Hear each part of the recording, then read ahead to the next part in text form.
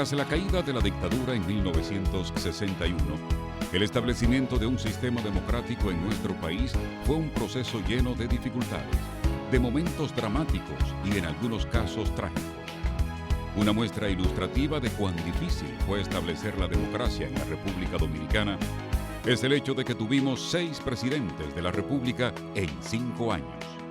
Fueron estos: Joaquín Balaguer, presidiendo el primer Consejo de Estado, desde el 3 de agosto de 1960 al 16 de enero de 1962. Huberto Carlos Bogar Román, del 16 al 18 de enero de 1962. Duró 2 días. Rafael F. Bonelli, presidiendo el segundo Consejo de Estado, desde el 18 de enero de 1962 al 27 de febrero del año 1963. Juan Bosch, presidente constitucional, desde el 27 de febrero al 25 de septiembre de 1963.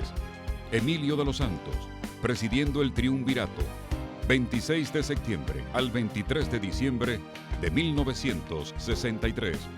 Donald Ri Cabral, presidiendo el triunvirato, desde el 23 de diciembre de 1963 al 25 de abril de 1965.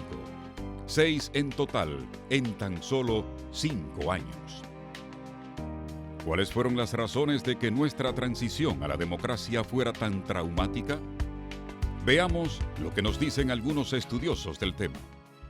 No era fácil construir la democracia en un país que venía desarrollando una tradición de gobiernos autocráticos, de dictaduras, que padeció una intervención militar norteamericana en 1916 a 1924, que dejó como legado el gobierno de Horacio Vázquez de 6 años y que eso culminó con los 30 años de Rafael Trujillo. Las dictaduras establecieron una concepción del mundo, una estructura económica, un orden político, una cultura política del pueblo, que cambiarla en 5 años era muy difícil. Por eso fueron tan traumáticos esos hechos. Sin embargo, dentro de ese trauma, muchas cosas ocurrieron de manera positiva. Primera cosa que fue positiva, en términos de lo que era la concepción de la población, siempre se creyó que el pueblo dominicano aceptaba la dictadura.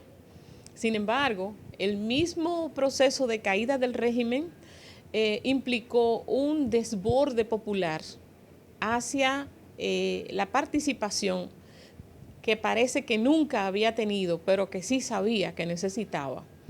Y justamente en ese momento se da la llegada del PRD a la República Dominicana, con una prédica poco conocida por la población, pero que fue aceptada tan positivamente que le dio el poder en 1962. También las convulsiones al interior de los estamentos de la clase dominante. Hay sectores de la Iglesia Católica que estuvieron altamente vinculados a la dictadura.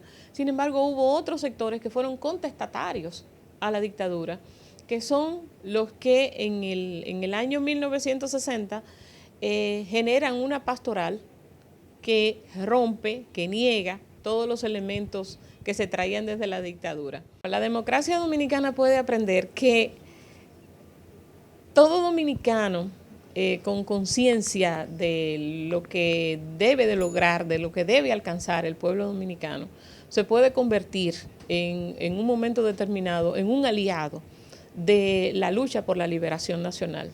Nosotros a veces estamos en conflictos internos que no nos dejan ver que hay una intención, hay una concepción de que el pueblo dominicano tiene un mejor futuro.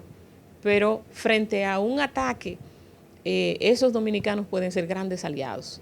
El gran aprendizaje es que nosotros no podemos preestablecer de antemano quiénes son nuestros aliados y quiénes son nuestros enemigos, porque es el momento histórico el que determina qué va a acontecer.